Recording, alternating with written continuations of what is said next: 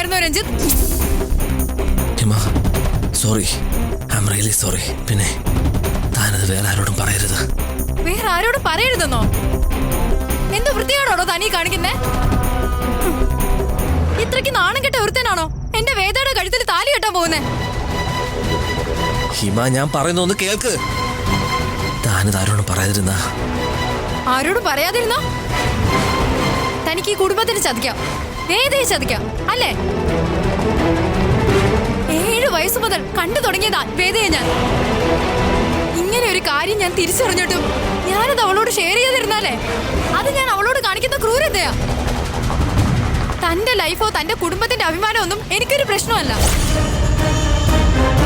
അവളുടെ ലൈഫും അവളുടെ കുടുംബത്തിന്റെ അഭിമാനമാ എനിക്ക് പ്രധാനം.